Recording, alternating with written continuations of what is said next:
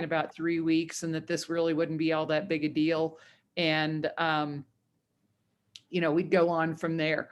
Well, by May, it was very clear that this was going to go on for a very long time. And when we first made the decision to close our campus, we continued to pay everyone, even though we had a number of people that simply could not work from home just because their job didn't allow it.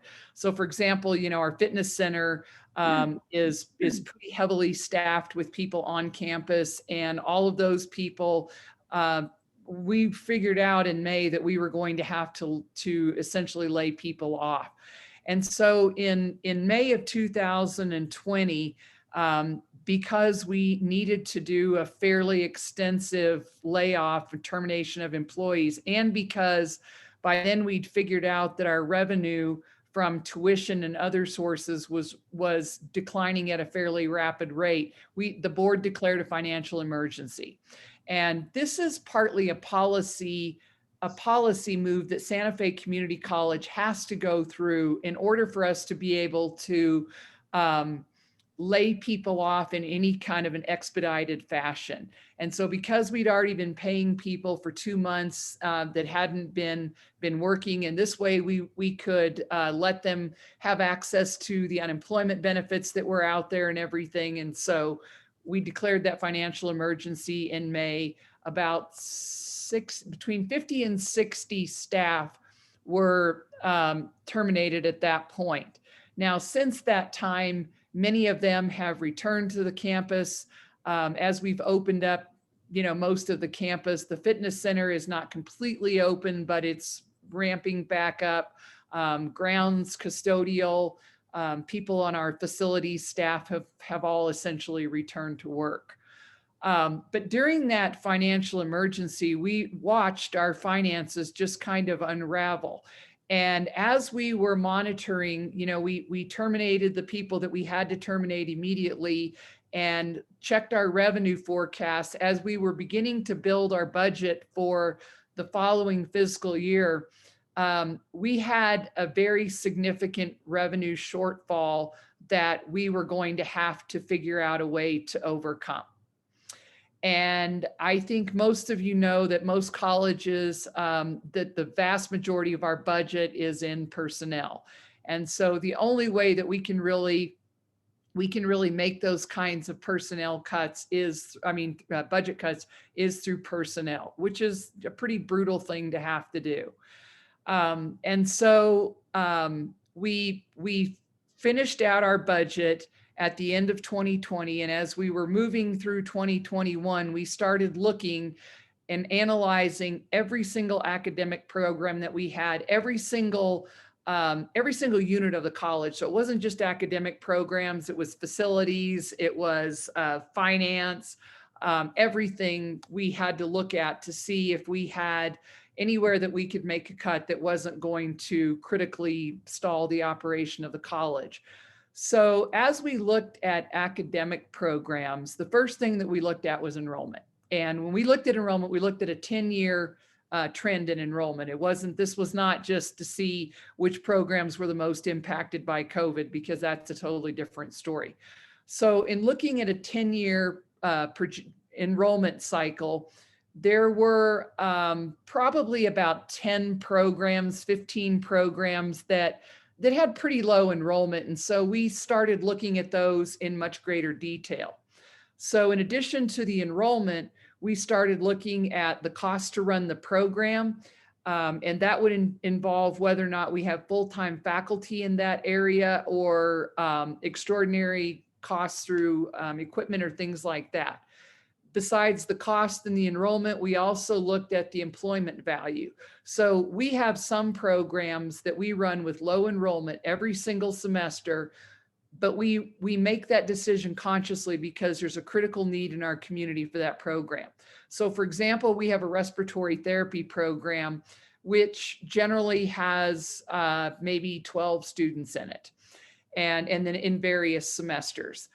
We almost closed this program a few years ago, but Krista St. Vincent came back and gave us some money and urged us to keep the program open. in order to be a respiratory therapist, you have to have an associate's degree. So you have to go through our program or CNM's program or somebody's program to work in respiratory therapy at the hospital. And those are critically needed jobs even before COVID. Now it's just that more important. So there are programs that have small enrollment, but have that critical workforce factor that we took off the list of things that we were considering for closure, because there was a critical need in the community. We also have a sign language program that has very small enrollment, but we are one of the very few sign programs in the state, and the School for the Deaf is in our community. So that again is a situation where, you know, those students have to have a degree to be a certified interpreter. And so we keep that open too. So we looked at data every which way you can look at it, you know, in all kinds of different ways. We had meetings with members of the employment community to find out, you know, how we were meeting their needs, whether people really needed our degrees and certificates. And from there, as we were creating the budget that we just had to submit to the higher education department and DFA at the beginning of this May, we knew that we needed to have our cuts in that budget that would be presented to the governing board in that May meeting. And so we did.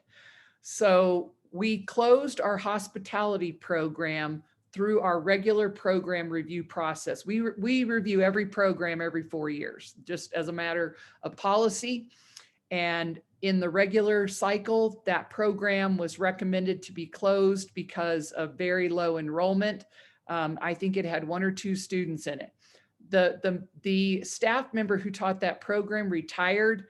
And so that wasn't, there was no layoff or anything associated with it. We waited until she could retire, and then we closed the program behind her. We will, however, continue to offer some hospitality courses as they're needed in the culinary program, and if, you know, they're needed in the community for any kind of you know, hospitality training. The bottom line is, though, that these programs that we closed had such low enrollment, they clearly were not meeting any kind of need in the community for employment. So that even though we have lots of jobs in our community that are related to the hospitality industry, you don't need to be trained in our program to do those jobs. And so we had no enrollment. We can't run a program with no enrollment. It doesn't seem like the responsible thing to do. So the other programs that we closed were architecture and interior design, exercise science, not our fitness center, but the academic exercise science degree had very low enrollment. So we closed that degree program down, but all of our fitness courses, you know, that the community enjoys, those are still going strong. Fashion design is another program that we closed. And the final one was solar. And so I'd like to just talk for just a minute about solar, because that seems to be the program that has raised some eyebrows, and that is not, I completely anticipated that. And so I want you all to know that I have spoken to the higher education department about this. I've talked to LFC about it. I've talked to, I think, all of our federal delegation about it, because everyone says, what in the world, you know, we have these huge goals for green energy and sustainability, and then you close a solar program. This makes no sense. The issue is that there are essentially 3 ways that people get into the solar field. You can be a salesperson. We are not teaching that currently, but I think we're looking to maybe offer some sort of non-credit training in that area. Or you can be a journeyman electrician, where you have to take some college courses or some kind of union training program, and then it takes a couple of years at least to put in the hours that you need to be a journeyman electrician. All of the major solar projects have many journeyman electrician working on them, because they're high voltage projects. You have to be a licensed electrician to be able to work on those projects. Those are the good jobs where people are making serious money in the solar industry. The other jobs are essentially laborer jobs, which require a high school degree. So if you look at what the Department of Workforce Solutions puts out about the education required for solar, it's a high school degree. And so what we're teaching is some, some valuable information about solar, how solar works. We do have some classes in there that have to do with electrical coding and things, but the degree that we're offering is not anything that's required or anything that gets anyone a higher wage in the solar field. So we were clearly not meeting what the industry needs are. Our graduates do not get any better job in the industry than one of us who just kind of wanders out there and knows how to problem solve and show up for work every day on time. So we obviously will continue to offer solar classes. We're offering solar classes right now during our summer session. What we cannot do, though, is obligate ourselves to a degree that is not producing essential workers for the workforce. So when we offer a degree, you sign up as a student, we're telling you that we are agreeing to offer all of the classes that make up that degree in a timely fashion for you to get that degree. And so that's where we get ourselves into those situations where we're kind of obligated to offer a class for 2 people or 3 people, or maybe even 1 person. And that is just truly not a sustainable way to operate a college. So we canceled the degree program. We have worked with our accrediting body, the Higher Learning Commission in Chicago. And part of the requirement for closing any kind of a program is that we have to teach out the students who are in the degree. I think it was 3 students that we had that are registered as degree seeking in solar. So, depending upon where they are in the program, it's not going to be any kind of an extraordinary effort for us to teach them out of the program. But we've already made contact with everyone so that they know what their options are going forward, and we will help them complete. So as we go forward also, we will be looking at the entire field of renewable energy and figuring out really where our niche is in that field. One of the things that we have started doing within the last couple of years is offering microgrid training. That is something that I think is providing a niche for Santa Fe Community College because very few people offer this kind of training, but it's the electrical work that connects solar power and the wind grid in battery storage. And so this is really where we're going to focus our efforts. And then we will still provide solar classes for students who want to take a class or 2, but really, and then also moving into really offering the electrical portion, which really is what gets students the jobs that they need and really fills the industry need, because the industry need is not so much for laborers, but it's for the high skilled electricians that they're so hard to find. And so that's what we're going to be focusing on.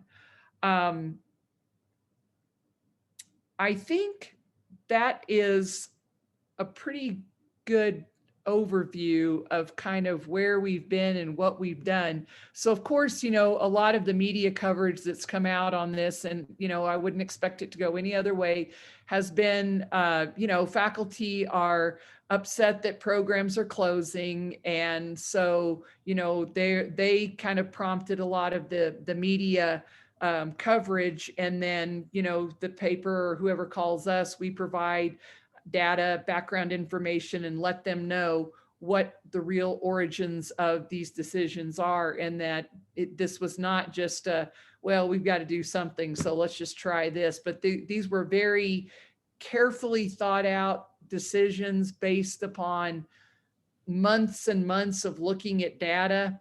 And I will tell you that this is the most difficult thing that I have had to do in 10 years as a president. It's very unpleasant.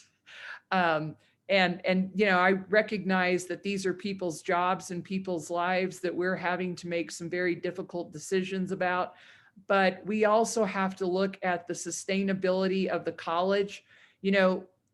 we had a $2 million revenue shortfall. By closing these programs, and by closing these programs, by not filling a number of other jobs and reducing some expenses, we were able to narrow down what we had to take out of our reserves to about 330 something thousand dollars. We cannot live year to year knowing that we're going to have to take money out of our reserves.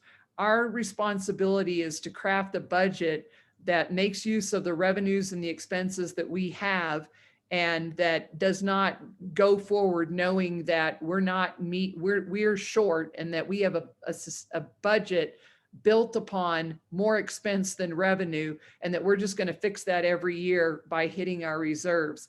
And I think that's kind of the approach that some of our faculty were kind of taking, and that we have reserves, so we might as well use reserves for this kind of situation. But this situation is going to extend for years, I'm afraid. And so we will run through our reserves if we do that. And we finally have gotten to the point where we have a reasonable reserve balance, and we don't want to, lose it by not having a responsible budget going forward. If you have particular questions about the nuts and bolts of that, Nick Tejas, our Vice President for Finance, is here. But with that, I'd be happy to try to answer any questions you might have. I've talked for kind of a long time. Senator Rodriguez. Thank you. Thank you, Dr. Rowley, and thanks to the board and to the staff for, wow, to say hard work is an understatement, because there were huge challenges, and they still are. Now, let me just ask something here. Now that you mentioned the solar program, it seems to me that maybe, I'm just going to say it here, okay, please correct me. But based on what you're telling me, you really didn't close down the program. It's in the messaging that happens, okay? The program, from what you're saying, again, I hadn't seen all this information breakdown before, but from what I'm hearing you say, Dr. Rowley, you redesigned the program and you expanded the program. You didn't cut it and shut it down and cut it off the way it's being presented. So what we did have to lose a faculty member. Oh, yes. We did do that. Yes, and let me just go back a little bit, and I'm sure you have your reasons, and there's more to this than what I'm saying. Please understand that I'm just trying to figure out what really happened, because it's not fair to you, and it's not fair to the board or to the staff that this information is being either misread or it's misleading.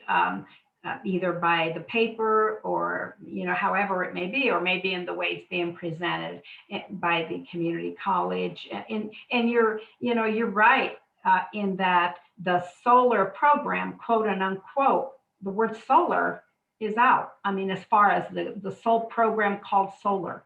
But from what I can see is that you've expanded it. If you're looking at microgrid, for example, and you're looking at renewable energy is much bigger than just solar.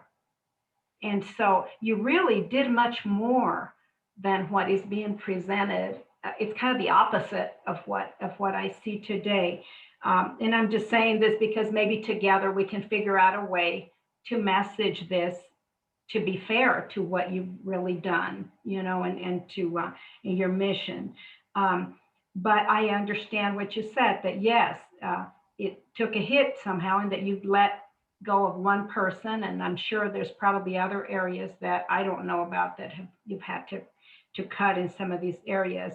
But you have now the electrical, you opened, if I wrote my notes, chicken scratches here, electrical courses, microgrid, renewable energy, and so on. And then you mentioned that the quote solar program again was really not providing to the students what it really is seen as, when we see solar, a degree, for example, wherever we think that it's a degree and in all these things that are necessary to develop and build, almost like mechanical or engineering, to develop the panels for solar and so on. But like you said, Dr. Rowley, it really wasn't that. Apparently, you don't need a degree, a postgraduate degree or degree to get the jobs. And so, it seems to me that it was, it can be seen as proactive, not in laying off the individual. I feel terrible about that. I'm sure you do too, and everyone else. That's something nobody wants to do. As you said, it's been one of the hardest things you've had to do in so many years.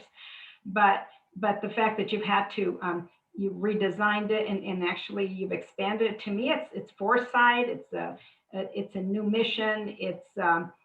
It's actually delving into the renewable energy focus with adding the microgrid, electrical, and other things. So anyway, I've said it. I don't want to repeat myself anymore. But do you see where I'm going with that, Dr. Rowley? And then I'll go on to my next point. I'll let you talk.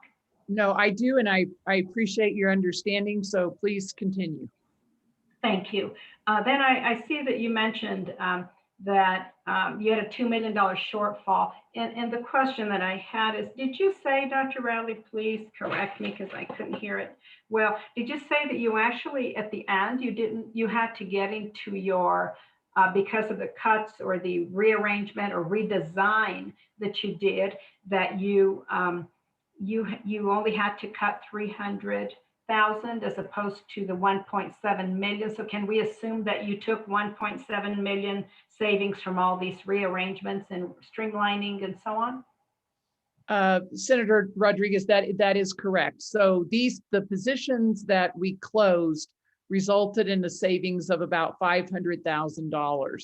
Then we also had a number that there were also positions in, there were some staff positions that we also eliminated through a restructuring too. So it wasn't just, we tried to move, I don't know, spread it around, not just focus on academic programs, but we really looked hard across campus to see where we thought we could save money in a responsible way. But we also have vacancies that we have not filled. And we have saved a tremendous amount of money by doing that too. Now, as we move forward, some of those we will need to fill, but at the same time, we will be working on, ways to improve our revenue generation through tuition. Our enrollment dropped about 27% when COVID hit. Everybody's dropped some. Community college sector overall lost more students than others, but we were one of the hardest hit. And so, that I feel confident that enrollment will come back, but I don't think it's going to come back overnight. And so it will be a ramping up to do that. But yes, and we did add, so we ended up we could not, we still had to use $300 and some thousand from our reserve to be able to have a balanced budget this May. Okay, thank you for that explanation, Dr. Rowley. Then I was thinking, like, for example, the fashion design and interior design, and I don't know if there's others who want to ask questions. I don't want to take everybody's time here if there's anyone else, but let me just say that, like, for example, the fashion design and solar, interior design degrees and so on, those were outright, I can see those, they were, not that it's a good thing to cut those, because there's some people that are very interested in that and they do provide some jobs, but we have to, I understand there's sometimes you have to do things differently to make ends meet. But I can see where the interior and fashion design, you closed them down. We'll use that word. Okay, you closed them down. But looking back to the solar, I had three. I had interior, fashion, and solar. The solar was not shut down like the other two. It was, as I said, it was expanded, it was redesigned, and it was, and I would say, Dr. Rowley, correct me, please, but from what I can see, it seems like this is just the beginning on the solar category we're in, that it is the beginning of you working to see what programs in the future, it may not be soon, but in the future, you can expand to meet the needs of all comprehensive needs for the solar industry too. solar, wind, and renewable energy, and so on. So these three may not be the only programs that you're looking at, I would think, as time goes by. Correct, Dr. Rowley? That is correct. And so in terms of, where we should be with solar, we need to strengthen our connections to the industry so that we know what they need, and what kinds of employees they have the most difficulty finding, and what kinds of specific training that those employees will need. And it's going to be more electrical than anything. And then as far as, just how we go forward and meet the workforce needs for our community and other areas, you're absolutely correct that we have to consistently analyze what we're doing right now, and then continue to meet with employers. We have advisory committees for all of those occupational type programs, and the really good advisory committees will tell us, we need X number of more employees, and we need them to be trained in this particular way so that they can, really do the jobs that we have for them. And then we respond and we adapt our curriculum to meet those particular needs. I think we've found that there's some shortages in healthcare that we need to tend to. And so that, is a little bit more complicated pipeline, because there are generally prerequisites that students have to take to even get in healthcare programs. But we've got to really work on trying to expedite that as much as we possibly can. Yes, thank you for that. And in listening to you, Dr. Rowley, if you really talk about the reality of this whole scenario, to say the least, with the pandemic, and that it not only exacerbated the problems we already had, that many times we didn't know we had them, and we just kept going, rolling with the flow. And so this here, not that we ever, God forbid, would have it again, but this tragedy, to say the least, this challenging time, really gave you a chance to take a breather here with respect to the solar industry and the solar degree or program that you had, and a few other things that you've mentioned. It seems like, while you don't want to have to cut these areas, you had a shortfall and you had to deal with it. But on the other hand, you also were forced, and unfortunately, Dr. Rowley, was all at once, to have to look at each program. I mean, with a fine-tooth comb is an understatement, because you're trying to make ends meet. And so in doing that, you realized how much, so many things you could change and maybe add or redo, streamline, or whatever we need. We all need to do that sometimes. And so you've used this very, very effectively now, these challenging times, to be able to do things differently. And I very much appreciate all that you're doing. I'm going to be blunt here, and my comments probably already have said it all, but I'm going to summarize by saying that I feel bad that the impression out there is that you just outright cut a solar program, because it is not. That's, from all indication and what I hear today, you basically took the program and you said, this is not providing what we need for the students. You've redesigned it, you've expanded it, and you're continuing to expand it and continuing to look at it in the future. And so to me, it seems like you've given students much more of an opportunity and more of a choice to get into industries that truly do require the higher education and postgraduate degrees and so on in the future. But anyway, I am going to let go so that others can ask questions. I just have one promise. It's a short one. I'm going to quiet down. But Dr. Rowley, you mentioned that there were 50 to 60 staff that were laid off, and I'm trying to even visualize that. That is so hard. Oh my goodness. I probably saw it in the paper somewhere, but I forgot. I guess it was 50 to 60. That's a lot of people. But It was a long time ago too. I'm sorry? It was in May of 2020. So it was, it was kind of, the hospital was laying people off. There were the city was laying people off. It might have been buried in all of the other layoffs that were going on at that time, but it was terrible. Yes. And you mentioned, when you first talked about it, you mentioned that they were some that were terminated. And so it seems to me that the majority of these people, I don't know how many total you terminated, but 50 to 60 were laid off and now they're back. So there's a huge difference between being terminated and laid off. And so I just want to make sure that those things are, when you explain that, that, I mean, to others that ask questions, that, we have the information there to talk about. For example, me, I didn't know all this until today. And so thank you for that. When I'm asked now, I can, when the media calls me or my constituents call me and say, you all shut down the solar program. No, we didn't shut it down. We did this and that. Also, you terminated these many people. No, we didn't.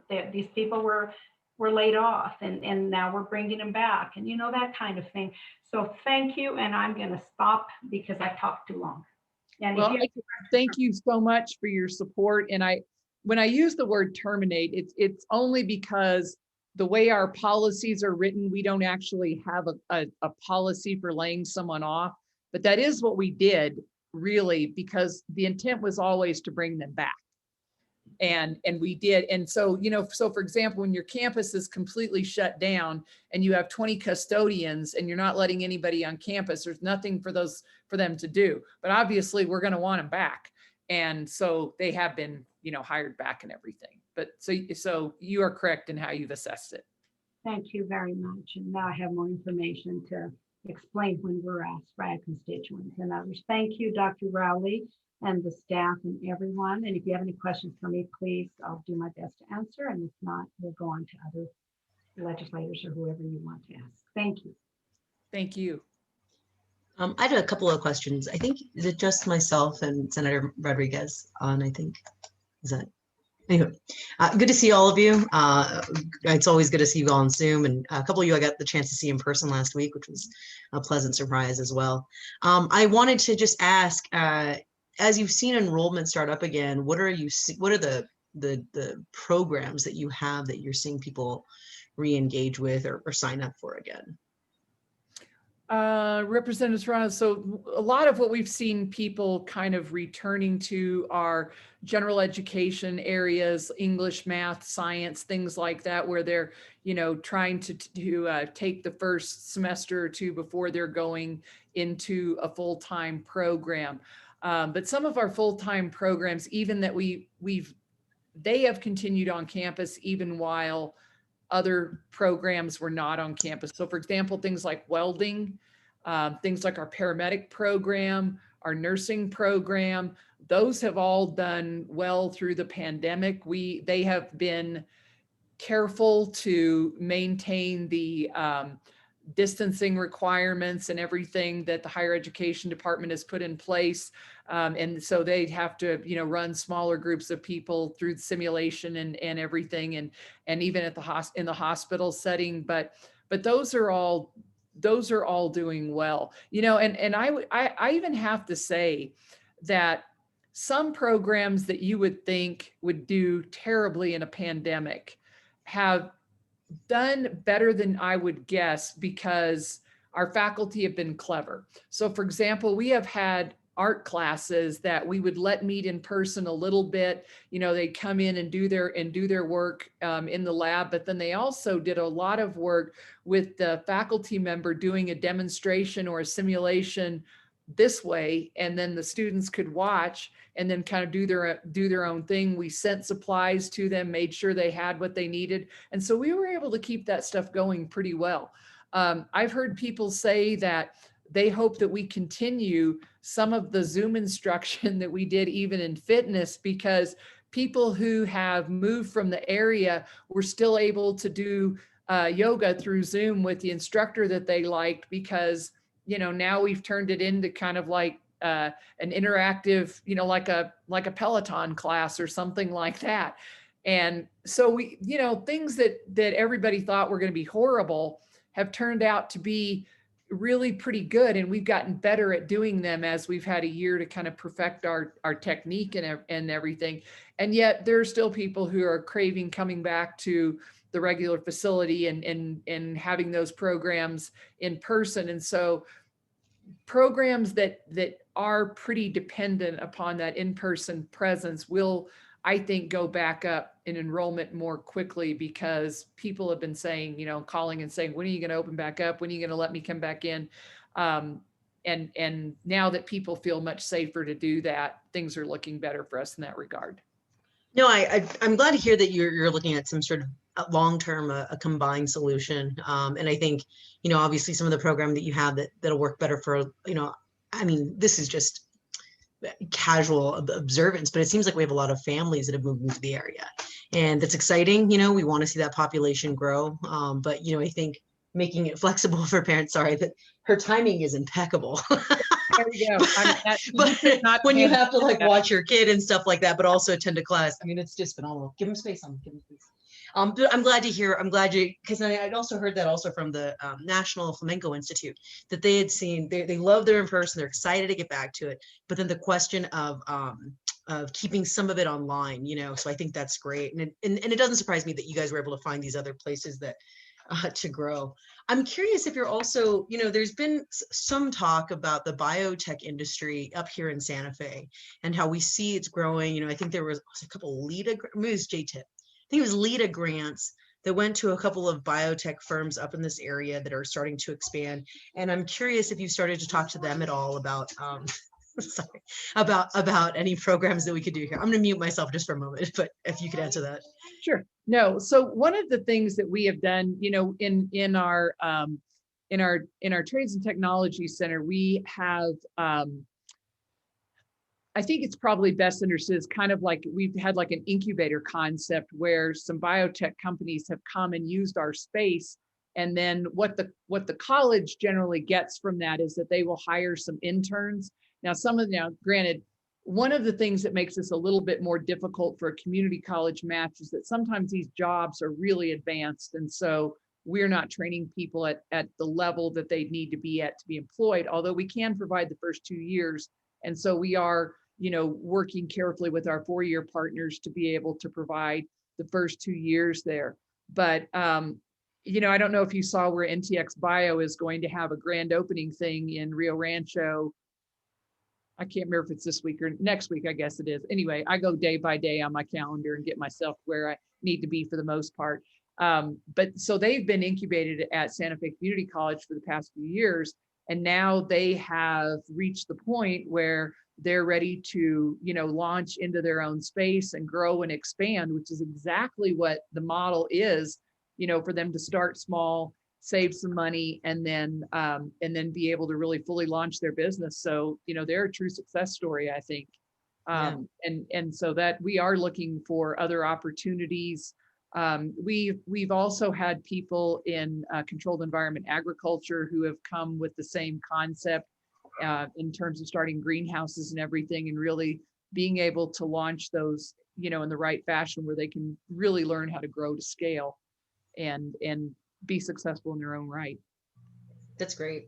That's wonderful to hear. And I mean, yeah, a lot of my focus of this past year and moving forward is really about how to bring people back and incentives. So that insight that, you're creating programs in partnership with 4 years, and even how do we incentivize them to come back to our region specifically. That's something that's very exciting to me. And I'm going to say this kind of as a presumption, but obviously, there was some capital outlay that we were able to fund from this past year. I think it seems to me that those outdoor learning spaces will be still valuable to you with your changing stuff like that. And I just wanted to check in with you if there's anything, that you anticipate post-COVID, how those will be utilized and things like that. Well, first of all, I want to thank you for all of your assistance on capital outlay, because this was a really good year for Santa Fe Community College with capital outlay. And so I really appreciate you and our other Santa Fe legislators for banding together and helping us with that. So the awnings and the outdoor spaces that we have in welding and then in allied health, obviously, COVID's sort of an obvious way that those can be helpful, in that we can keep people outside and they can work in that environment.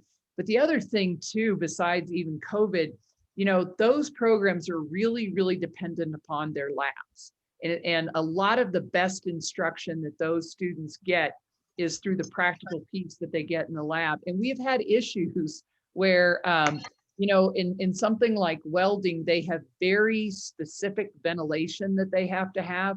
And so we had some repair issues that ended up taking a lot longer than we would have all liked. And if we'd had that nice outdoor space like that, then that would have been really helpful. So now anytime if we either want to add more students to our cohort and we, don't want to cram them in the way we're not supposed to in a very tightly regulated ventilation space, we can add students through the outdoor spaces, and the same thing in allied health. In allied health, there are obviously some practical pieces too in terms of what they have to do for clinical activity and in working both indoors and outdoors with something like paramedic. And the students have been out before and complained about how hot it I would probably have dropped out then if I would have had to stand out in the sun all day long. And so this will help them a lot. That's great. That's really good to hear. I know I took us kind of off the topic of what today was about, but I just want to say, I came to this not really worried about those reports too deeply, and I appreciated this overview as well, partially because, there's classes you take when you're a student because you just want to expand your mind, you want to learn, and that's great. And those are fantastic. You want to make yourself better in a different way, and I think that's wonderful. But I think when you're sometimes in a degree program, you know what I mean, you are looking at improving your economic situation, and really being level and straight with the students and with the faculty. I think and with your community partners. I think that's better for all of us in the long run, that we know that we're that investment is an investment until larger returns economically, for these folks. So, I completely, similar to what Senator Rodriguez was saying, I completely understand where you're coming from in that. And to a different degree, I appreciate, that you have to make difficult decisions, understanding the needs of the community, the long-term needs of your students. So that's great. And for me, really, I just have these longer-term questions. But I really do I appreciate you guys being so proactive with these meetings. You guys got a great team, and I really want to continue to work with you all because, I represent the South Side of Santa Fe along with Senator Rodriguez, and well, for sure, it's just a bigger chunk of the town, but but at least we share that, and we just have a lot of great community that's has been here for generations or just came for the first generation. They're just beginning their families here, and you all are a instrumental part of the growth and the future of our town, of our county. And so I just please keep these kinds of meetings up. That's very helpful for us so that we can continue to ask these questions. And I'll probably end up bugging you a little bit about the biotech stuff and the returning students. I'm very interested in how we can incentivize people to come back to where they started their degrees, because I think that'd be good. One thing I can tell you, and I want you all to know this because you are, you travel in all sorts of big circles, and part of what we need is more getting the word out. So there is a lot of aid available to students right now. So we've gotten a lot of federal aid that came through the different iterations of the CARES Act. Some of that has gone, about half of it has gone directly in the form of student aid.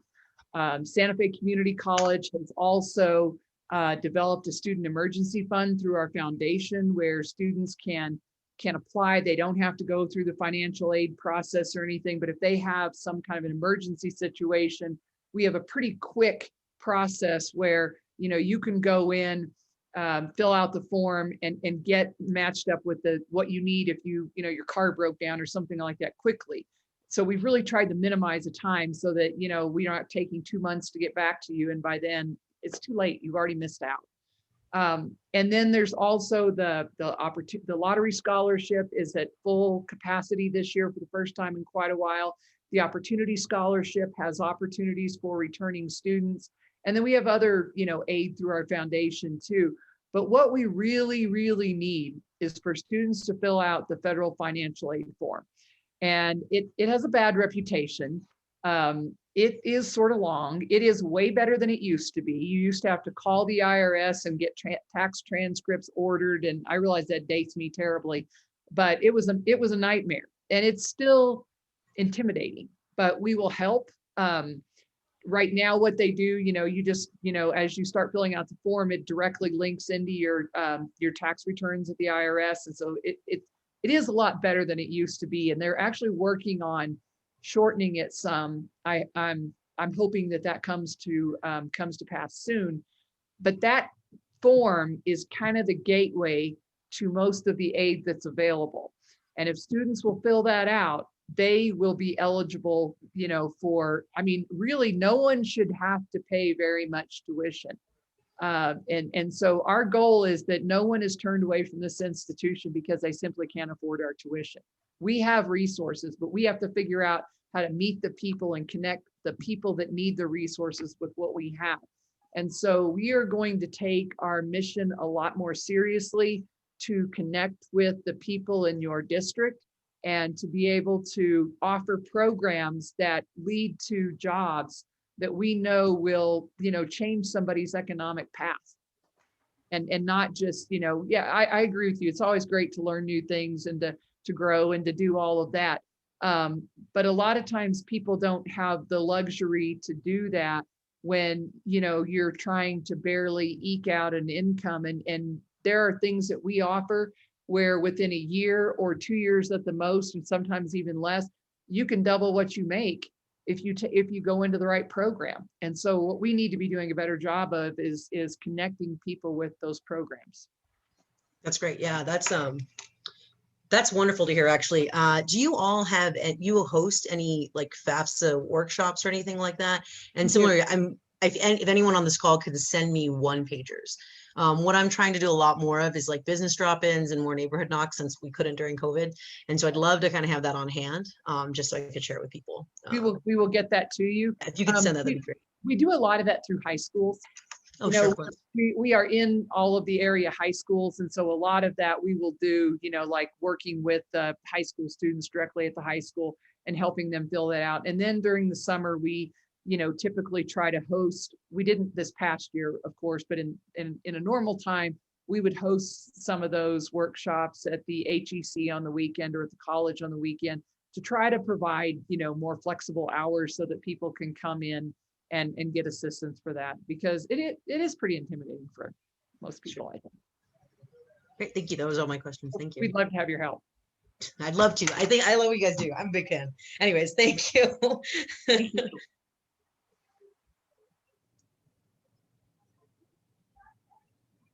Does anybody have any other questions? Oh, Senator Rodriguez, I see your hand again. Yes, thank you. For the second time, that's what we say when we're in committee, right? We say, okay, Senator Rodriguez, for the second time. So let me first, let me just say that as you see and hear Representative Serrato, that's really how we got to see our new legislator. She is, I'm going to say it here, Representative Serrato, you are absolutely wonderful. It is that kind of an attitude, that kind of mentality that brings us together to do more for the community college and for people. And, now that she mentioned the capital outlay, at the time when we were meeting, trying to discuss capital outlay, what projects and which priorities and so on, I was so impressed. I've been here 26 years, as you know, and I was so impressed to see that Representative Serrato and Representative Lujan and the many others, I think all of them, in fact, stepped in immediately and said, we want to help. What is it that we need? Where are there any deficits? If I'm going to put or appropriate this much or allocate this much, where are the differences so I could put it in? I saw that and heard that from Representative Serrato and others many times, and I want to thank them for that, because it's through that cooperation and collaboration that we can get more done together, because individually we could do a lot too. But you know what? We do more together. And that's the mentality that I've seen. So thank you, Representative. But let me just finally say that I forgot earlier something so important to me, that I'm grateful that you decided to keep the ASL, American Sign Language Interpreter Program. You talk about needs. This is for communication for people who are born deaf, who are born and they live in a silent world that is structured for the hearing. How hard can that be? And I just can't tell you how much I appreciate you thinking about this and keeping this program. That's the least we can do, is provide communication for deaf people if we can. And through the community college, you're doing a great job. So thank you to you and your staff. And I want to just finally thank you all once again for all your work. And we're here. Please call me anytime. And this last time during the session, as we said, it was difficult for everyone, but we didn't get a chance to see or even to return calls. We didn't have secretaries. Our secretaries were at home and they gave them a cell phone. And that's all. We couldn't get our files or amendments or anything that we needed, like we do when we open a drawer and see last year's or the year before's bills and so on. We were as efficient as we could be considering the limitations and the circumstances. But I want you to know that we stand ready to help in any way we can and to support you. And thank you so much for the information you gave me that I can run with to protect and continue to just talk how wonderful the community college is. No, we didn't cut solar because we didn't care about renewable energy. We did this and this and this. So thank you once again. That's not the message we want out there. No, and I can't say enough for the support that you've given us over the years, Senator Rodriguez and Representative Serrato. It's great to get to work with you. But we're really pleased at the support that you all give us. And as I said, this was a really good capital outlay year for Santa Fe Community College. And that's strictly because of you all. And we really do appreciate your support. I see Nick has his hand up. Yeah, if I may, real quick. It's good to see you, Senator Rodriguez and Representative Serrato. Thank you for taking time to be with the college today.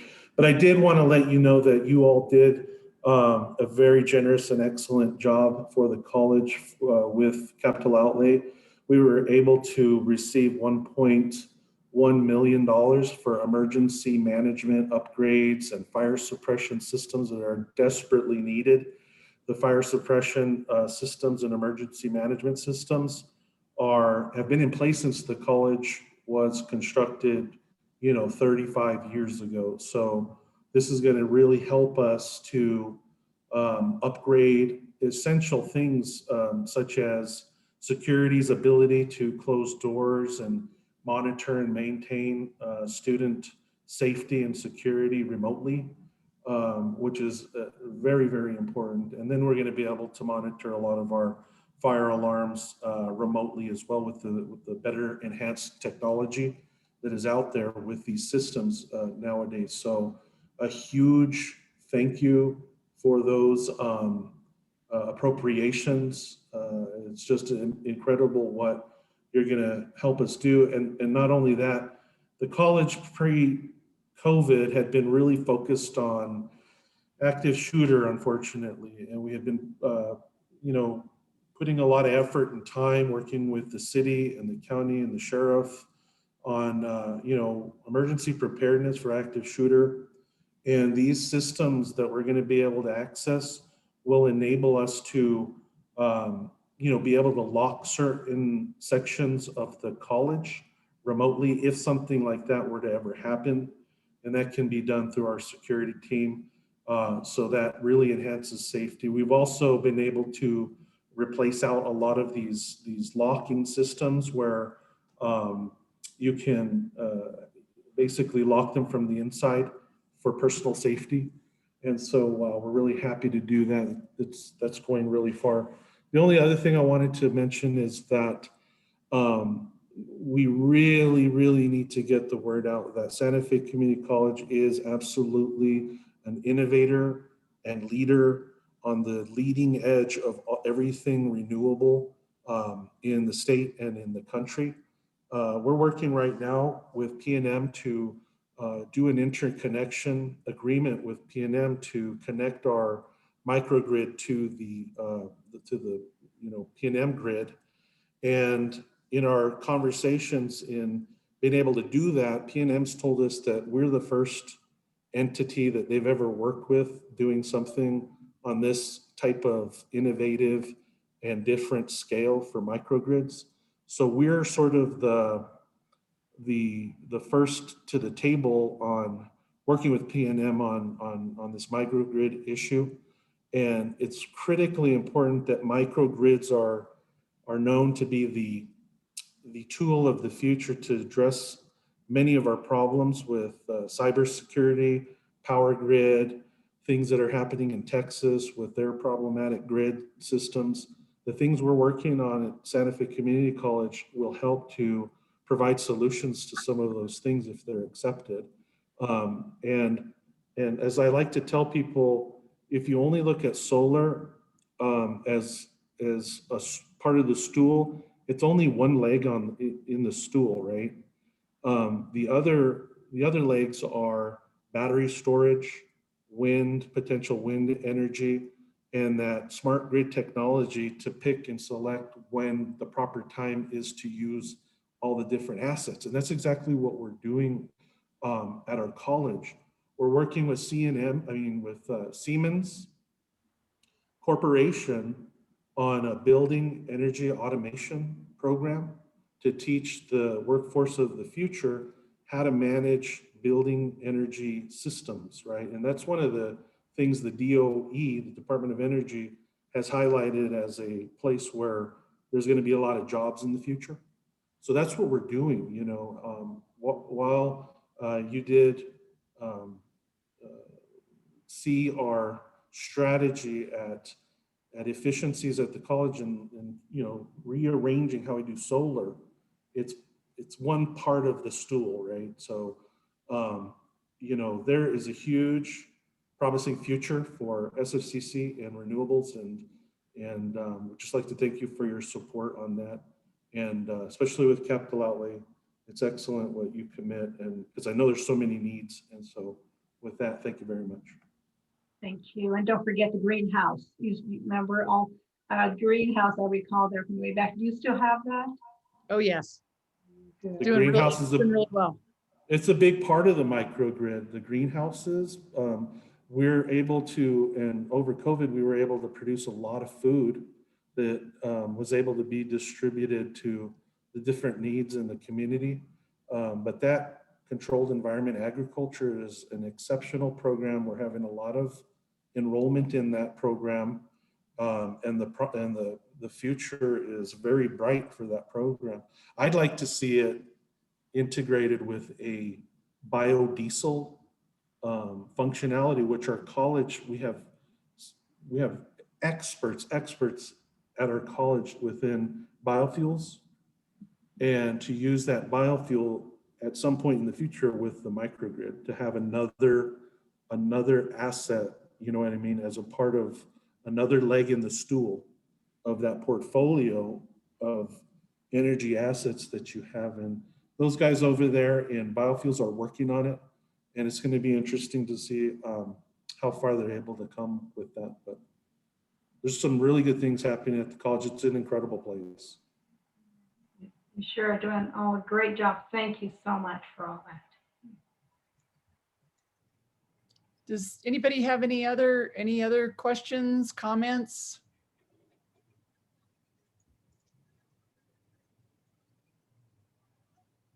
All right. Well, thank you all for being here today, and I really appreciate you. Can you hear me? Jack, do you have a question? Can you hear me, Becky? Yeah, go ahead. I just wanted to also, as chairman of the board, thank legislators for being here today, and just to point out to you that all five of our board members are listening to you here, and very carefully, and do echo what was said, and I do want to also add one call out. We have a very innovative marketing program. We connect with high school students. We have on board a marketing staff for the last several years, headed up by Todd Lovato. And we are doing things in marketing that probably you and I don't know about, because we're not the ones that they're marketing to. They're marketing to people that live on cell phones and live in the digital age. And I'm still somewhat in the paper age myself. But I do want to tell you that in those areas, we are reaching out to students who are on high school campuses. We have an expanding dual credit program in the high schools. We're doing so much more in the last few years in terms of how we're contacting prospective students and returning students. And most importantly, how we're evaluating those contacts. It's one thing to contact those students and prospective students, but it's another thing to follow up and say, what was your question? What was the issue? What didn't we respond to? What area are you interested in, or what information didn't you get? And they're doing that follow-up as well. So we really have, and I'm very proud of Todd's very aggressive marketing program to do that. And that's how, as Becky indicates, we feel our enrollment will begin to come back. But again, as she said, will not be overnight. Yes, thank you, Jack. And Madam President Rowley, Senator Rodriguez here. I truly want to thank you. We are very fortunate to have you, Dr. Rowley, and the board. My goodness, you're all volunteers. I know what it's like to be a volunteer. And really, I just can't tell you how much I appreciate all of you and the staff. And, you're being asked to do so much more than you ordinarily would, and in different ways. Like we had to go virtual, sometimes hybrid. I didn't even know what a Zoom was or a WebEx at that time. I really didn't. So, it's just been hard for everybody. And I just want you to know you've stepped up to the plate with so much commitment and loyalty. And I just want you to know I appreciate all of you. Thank you. Thank you all very much. And thank you all for being here. And anybody have any final words? All right, well, we will continue to fight the good fight, and thank you again for your support. And please reach out to us if there's anything that we can do. Thank you. We sure Thank will. you. Bye, everyone. Bye. Thank you.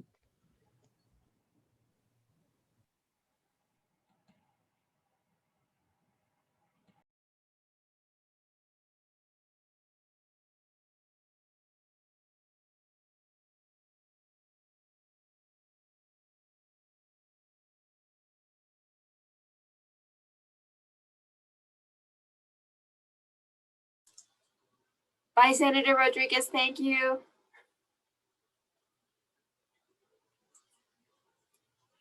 Thank you, Roxanne, for everything. Have a great evening. You too.